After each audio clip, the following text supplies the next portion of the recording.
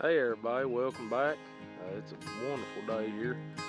Nice and warm out, turning into springtime seems like, so I guess I better check on that greenhouse. She's closed up, it might be getting a little hot in there. Let's see what it looks like.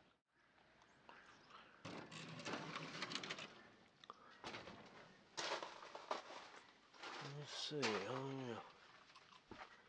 Look, about 113 degrees there. We better open some windows. A little bit of airflow in here.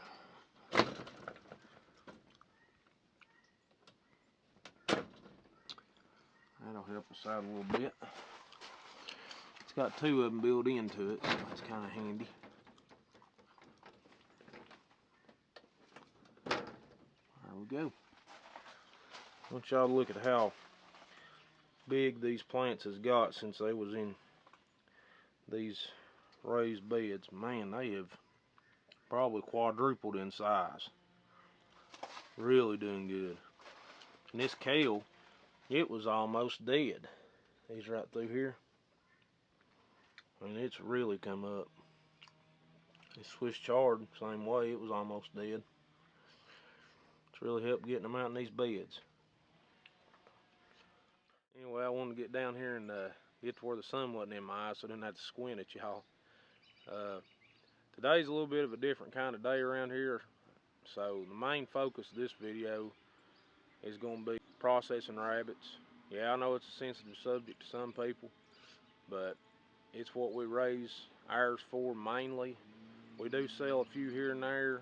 We did sell 2 out of the batch that we're about to process, but the main goal of our rabbits is meat, since they are New Zealand's, and that's basically what the breed is made for. And don't get me wrong, if you want to raise them for just pets or whatever, that's fine. Everybody has their own way of doing things, and everybody has their own beliefs, and everything that they may feel comfortable with might be different than what we feel comfortable with.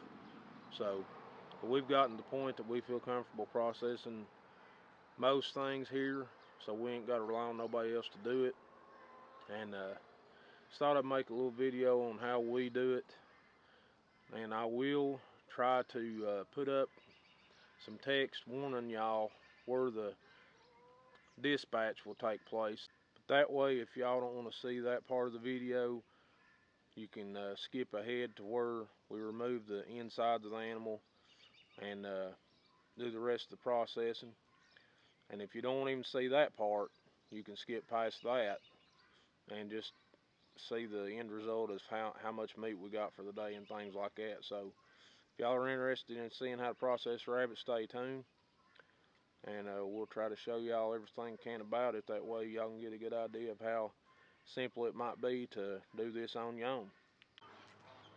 Alright, so we got 2 stations set up, and all this is just our back porch. I mean, you ain't gotta have nothing fancy. You can make do with what you got, and not have to spend a bunch of money on anything, you know. Got 1 station there and 1 over here, and that way we can kind of team up on these guys and get them done quicker, hopefully. And this will be her first time actually even processing a rabbit, so we'll see how it goes. I think she'll do fine. She helps do chickens all the time, but she ain't never wanted to do rabbits in the past, but I think she's wanting to try to help out today. So alright, let's get this started. Okay, so we're going to use what's called the broomstick method. You just get the rabbit down on the ground, and you can use a good sturdy stick or a piece of wood or whatever. But it's got to be something that can get behind their head on the back of their neck. It's a very simple way to do it, and you know, this actually is from a broom that broke, so this was basically free. It was just going to be garbage. We do try to get them calm as calm as possible. These are not very tame rabbits, because we don't tame them up since they're going to be meat rabbits. What you do, now here's your cue to fast forward if you don't want to see the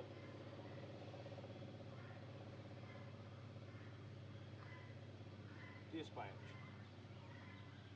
So here we go. Put that back behind his neck, about even on each side as you can. And as quick as possible, you want to step on each side and grab his back legs and pull up. So here we go. When I heard it pop, I felt it pop, I know he's done. There's going to be some kicking out. Has to be expected. It's just nerves. He is no longer feeling anything. All right. Now, since all the nerves are kicked out, he's just still as he can be. Gonna feed the back leg up to the loop. Get below his heel there, and just tighten that up around it. And he's held into the loop real good. Same on the other side. All right. Now we're ready to work with him. Now I always like to take a water hose, spray them down a little bit, wet them down to where the fur doesn't get on the meat as bad. It's going to happen no matter what you do some point, but this is a way to minimize. Now spray them down good. All over.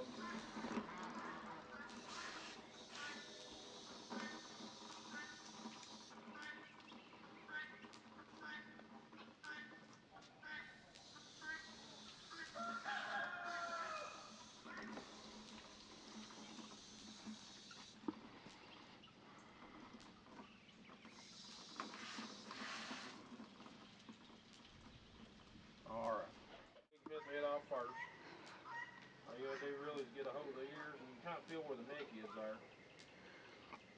And pull in the back side here and just cut. And it's already dislocated, so there is no bone to sever. We'll just toss that in the bucket. It's always good to have a bucket below them because they're going to bleed a little, not much. A rabbit don't put out a whole lot of blood after they're dispatched, like you would, say, bleeding out a chicken. But once you have a bucket to catch, you know, scraps and everything like that. Now, next thing I like to do, get me a pair of shears. These are Harbor Freight specials. I think it's maybe $10 at the most. And I'm gonna go ahead and cut right here where the foot bends, right there at that bend. Go ahead and snip that off. So you will have to have something pretty powerful to do it easily. So I just like to use these strong shears. Alright, so we want to start out by going ahead and cutting around here. You want to make kind of a circle around the whole leg. And you want to try not to go so deep to get into the meat.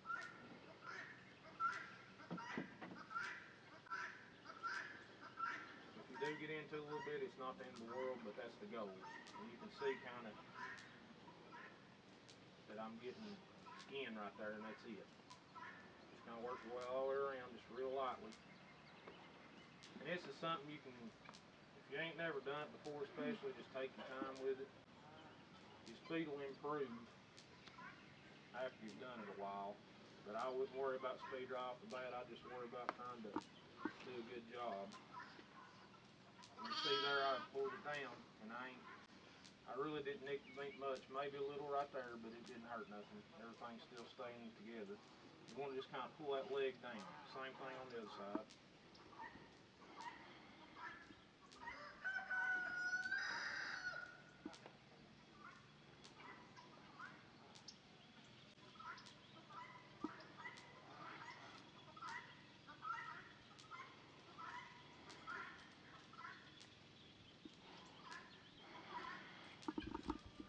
Now I got a little bit more engine muscle on that one. Like I said, it will happen sometimes. You just try not to worry too much about it. Okay. Now see, it still did just fine. But we're going to cut this off at the end anyway. You don't want to leave this on there. But you need it on there now to hang by. You just kind of pull that down.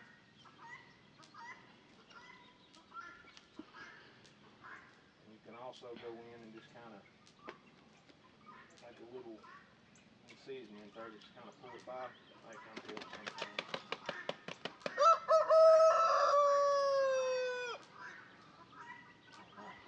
That's what I'll do on this side as well. Just go in and kind of make a little slit.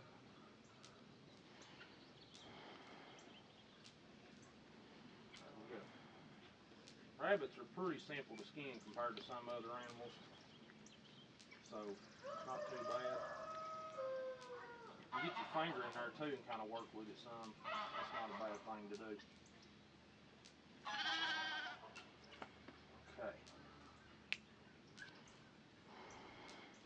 Now I've got this right through here. I can take my finger and push through, because all this is skin on this side. So we're going to work that loose right there. We can also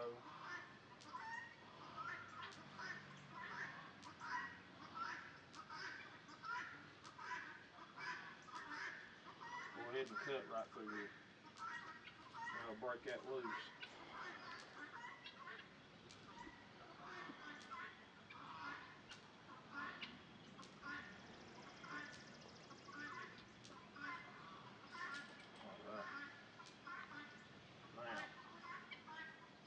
As far as the back goes, you can go back and do the same thing, just kind of work it free.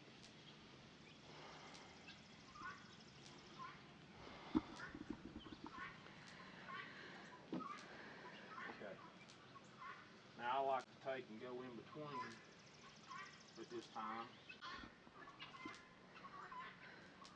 I'll go in between here, cut a little bit.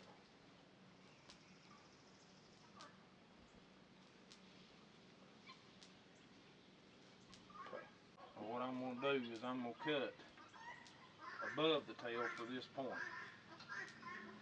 and that way we can go ahead and work this off.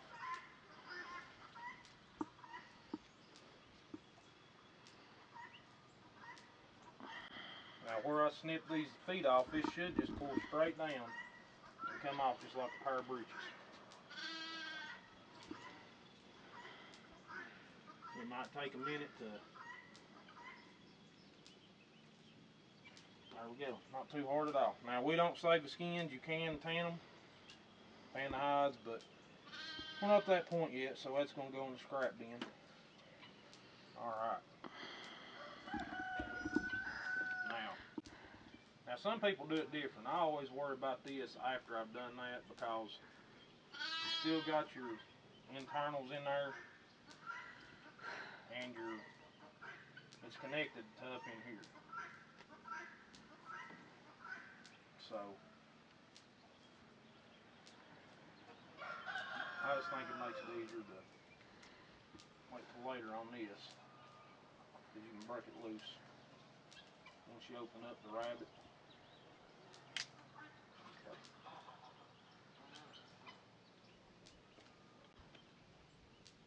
Go ahead and spray down, because the fur is getting all over everything.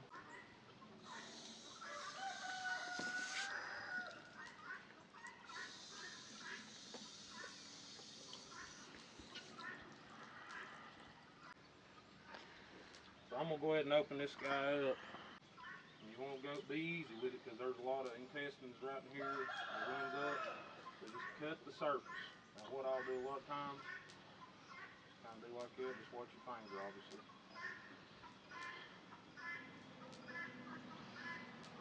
Real easy like. Once you get up under it, you can kind of pull it back like that. And now you can see we broke into it. Now you've got the bladder right there. It ain't too full. We'll have to get rid of that. Right now we're going to do this right here. So you take your fingers, split it apart, take your knife, angle it downward, kind of towards you as much as possible, just because there's still guts down in there. You don't want to pierce them if you can help it. Okay. Now we're getting down to where we're really close to the insides. So I'm going to take my fingers and put between the insides and the skin. Go right in between my fingers. Real easy. The whole time making sure I push back the insides to where they're not close enough to get pierced.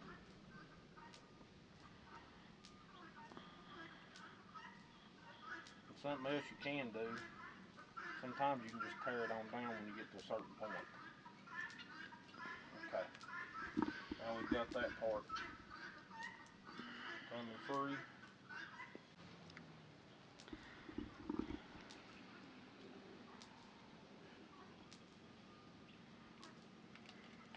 We'll break it open like that.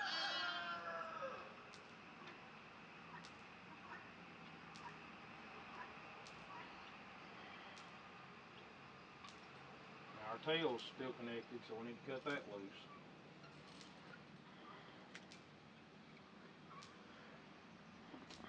Okay, now you see we left the intestine intact. All we did was cut the tailbone. And we got to work it loose. This is just skin, so we can cut it. Now we've got this broken loose right in here. So all we got to do is feed the intestine through that. And there we go, it'll come on down. You ain't got, that way you're not cutting into your intestines. Break it free from everything.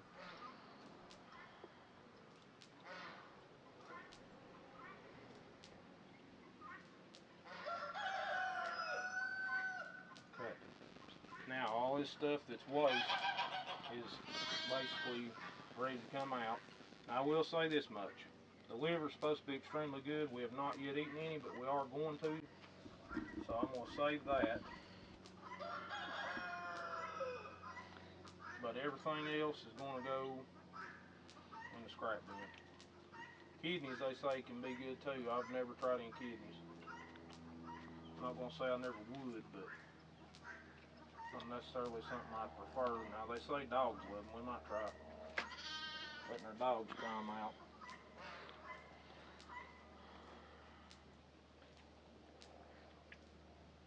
The liver is quite large, so it's on both sides.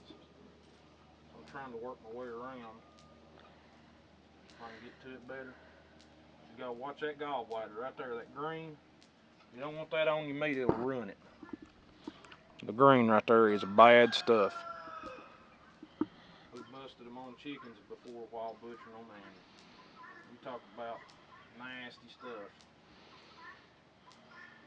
But I'm gonna actually, to make it easier, I'm gonna go ahead and cut this liver. I know I ain't cutting into that gallbladder, so I'm gonna go ahead and cut one part of it off. There's a little diaphragm in here kind of deal where the lungs are. Don't worry about that later. Now the gallbladder, gotta be real careful with this thing. So, best thing you can do, in my opinion, is just cut the liver out, then remove the gallbladder. That's the best way I've found to avoid piercing it early. Make sure you cut above the gallbladder. Okay, got a stomach here. Let me get loose.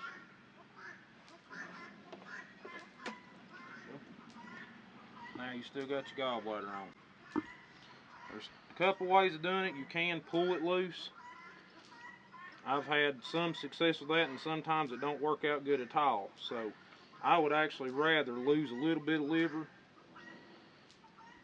and make sure I get that thing off right. So what I'm going to do is pinch right here. Even if I cut a little excess liver off, I'm not worried about it. I just want to make sure I do not cut that sack. Cut at the top of the sack there. Kind of free it up. Okay, now it's free. Now I just need to get on the sides of it. Now that I've got it free, it should just pull loose. But in my opinion, you better cut it free first, because if you try to pull, see, it's gone. There's nothing left on the liver. It cut clean, and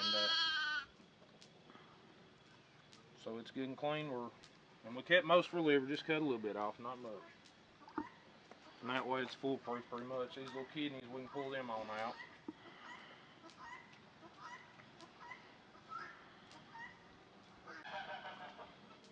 Now I'm going to go ahead and cut through this. Now you can use your shears to cut through this bone. That might be the best thing to do.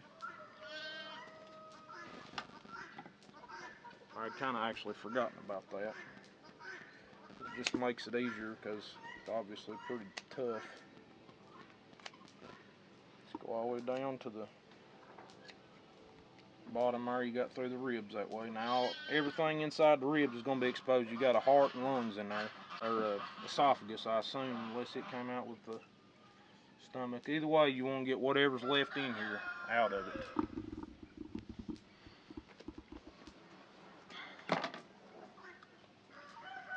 Don't be shy, just reach in there and pull it out. It's the best way to do it. Yeah, we do have a little bit of an esophagus there. So you see it come out right then. We got it all in one chunk. A little bit of fat there. Let loose. Alright. You'll see she's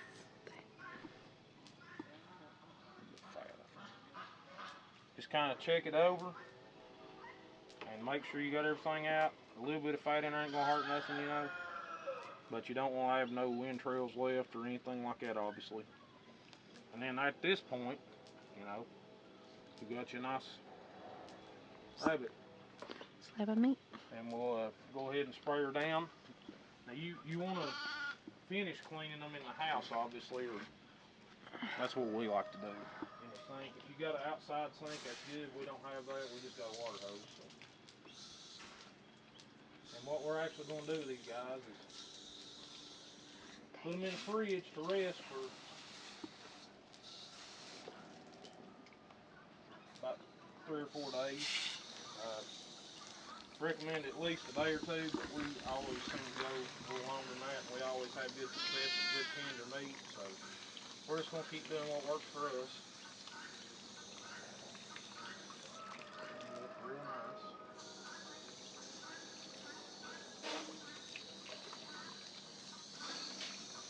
I took my time on that and try to show y'all in detail what to do. I hope I've done a decent job.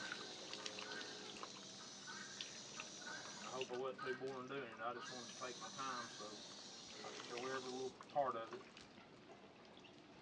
And the only thing left to do now is to cut it free. So, grab these shears, cut right here, below where the fur's left. These will cut through bone. You gotta have something that'll get through bone, real ideally. Okay. Now you can look there. Got you a nice little hefty carcass that some good eating. Now this is lean meat, so you gotta cook it slow. I will tell you that. We've tried not doing that and it turns out tough. So make sure the crock pot's a good way to cook these. There's all kinds. You can fry it, but there's a certain technique to that you've got to do to make them tender. So just there's a lot of videos out there on how to cook these guys. If y'all gonna get into raising them, I'd suggest reading up on it and watching some videos, doing some research on how to cook them. If you cook them right, you can't hardly beat them. They're just delicious, good source of protein. So yeah, can't hardly beat them. And supposedly, pound for pound, they're a better investment than chickens because they don't need as much to get more meat on them than you would say Cornish cross chickens. These guys perform way better. So, all right, we got done processing all rabbits for a day. So we ended up with 11 total, and well, a whole bag full of livers. Now what we're actually going to do, all these won't go in the freezer. Some of them we're going to actually try to can. We've never done it before, but I've seen some pretty impressive results from pressure canning them in mason jars. So we're going to try that, and hopefully that turns out good. We've kind of started canning a few things last year. Mostly so far all we've done though is just vegetables like green beans and stuff. So we'll try this out, see how it turns out. Probably won't do all of them that way. May just do about around half froze and half canned. But we thank y'all for watching, and God bless y'all, and we'll catch y'all in the next one.